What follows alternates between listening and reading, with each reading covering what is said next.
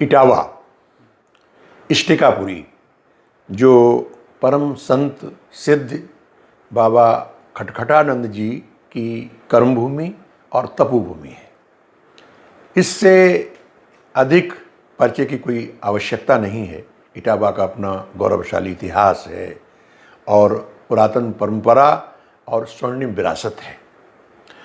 सम्मानित साथियों, आज मैं आपके समक्ष एक ऐसी रहस्यमयी घटना के बारे में चर्चा करने जा रहा हूँ जिसका संबंध लोग महाभारत कालीन योद्धाओं, महारथियों, सिद्ध पुरुषों से लगाते हैं। वो ये है कि इटावा की पावन भूमि में करीब 6 किलोमीटर दूर पर सूर्यपुत्री यमुना जी के किनारे एक काली माँ की बहुत ही सिद्ध पीठ स्थापित है।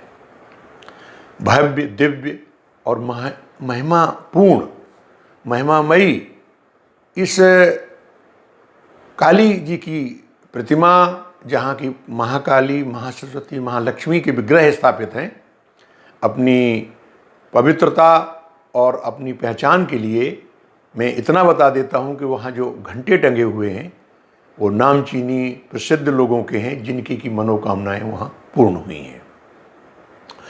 तो आज मैं इस संदर्भ में जिक्र करना चाहता हूँ कि लोगों की मान्यताएं, अवधारणाएं, कथाएं और लोकोक्तियाँ जो हैं इस तरह की हैं कि महाभारत काल के जो महारथी कहें अश्वत्थामा जी भी इस मंदिर में दर्शन करने आते हैं।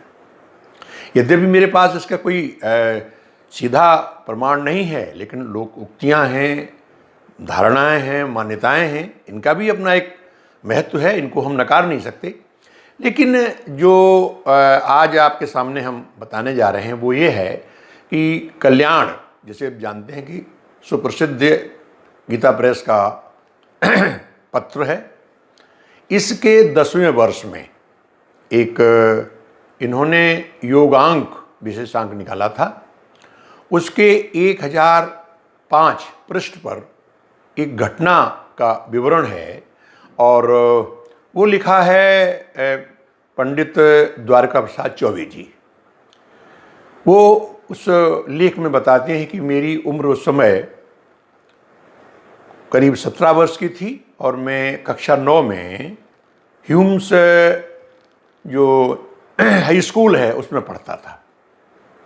उनके परिवार के ही ताऊ लगते थे चौबे मदन मोहन, वो रेलवे स्टेशन में वो पार्सल बाबू का काम किया करते थे और उनके नीचे जो है एक बंगाली बाबू थे जो डिस्पैच का, बुकिंग का काम किया करते थे।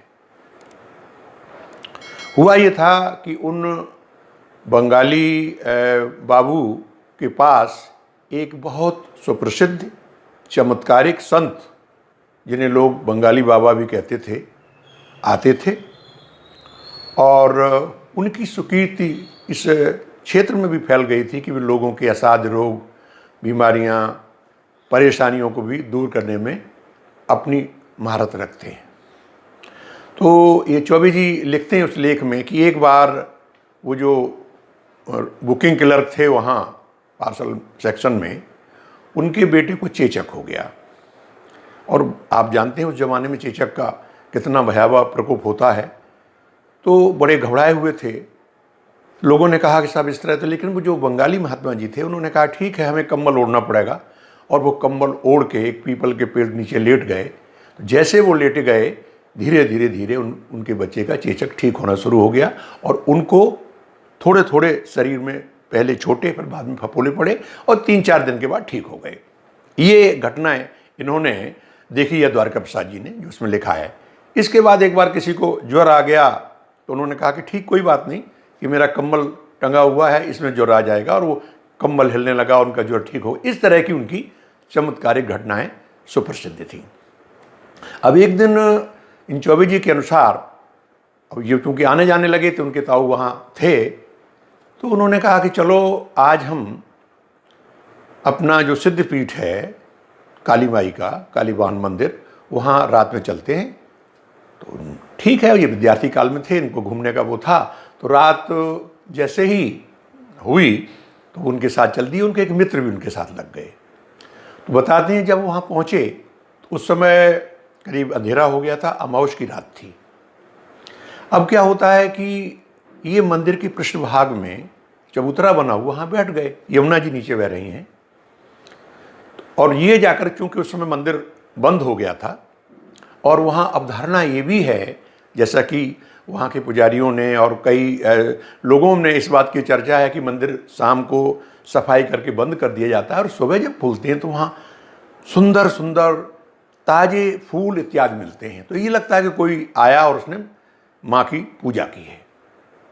तो ये लोग जब पहुँच गए और वो बंगाली बाबू मंदिर के आगे जाकर बैठ करके कुछ ऐसा मंत्र और साधना में लीन हो गए कि कुछ ऐसी आवाज़ें निकालने लगे जिससे ये दोनों कुछ थोड़ा सा सहम से गए, लेकिन बैठे रहे।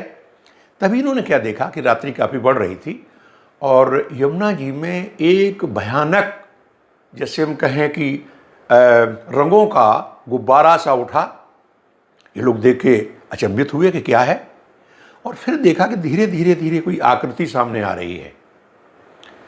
जब ये पास से देखा, इनके बगल से वो निकली, तो उन्होंने देखा कि एक विशाल काया है और जिसके बाल सफ़ेद हैं लेकिन उनकी भौं पर और जो बिन्नी कहती हैं बिल्कुल स्वर्णिम बनी हुई हैं।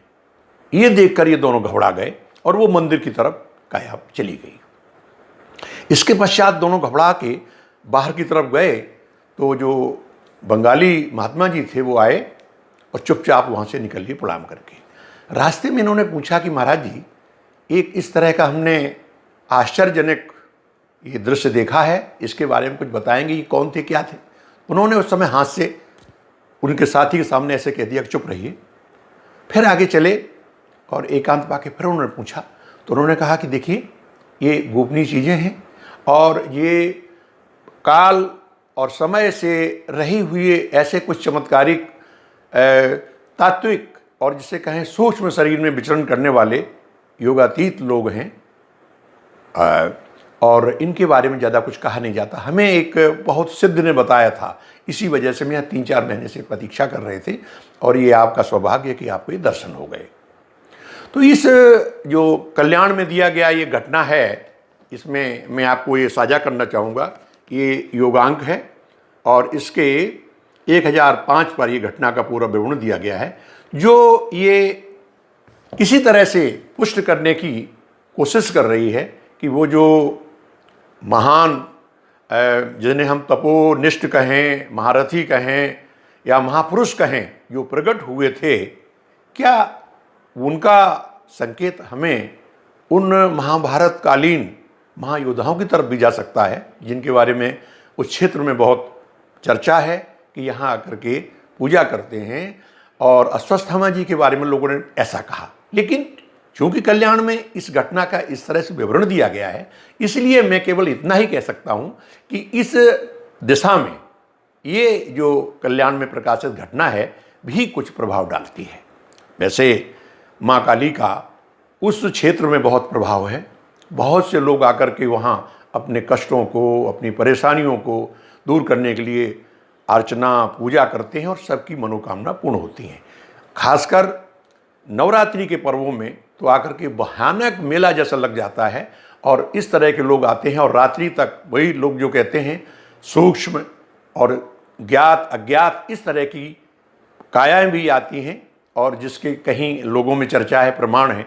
लेकिन मैं केवल इतना कल्याण पत्रिका में जो प्रकाशित पुष्ट जानकारी है उस आधार पर आपके साथ यही साझा करता हूं और ये निवेदन करता हूं कि ये जो सिद्धपीठ है काली वाहन इटावा का, वो अपने आप में एक बहुत ही दिव्य, भव्य और आराधना का केंद्र है। इसके लिए और नवरात्रि में सभी लोग पूजा अर्चना करते हैं, तो मैं आप सभी से ये वंदन और याचना करता हूँ कि माँ काली की सभी लोग इस तरह से वंदना और प्रार्थना करें।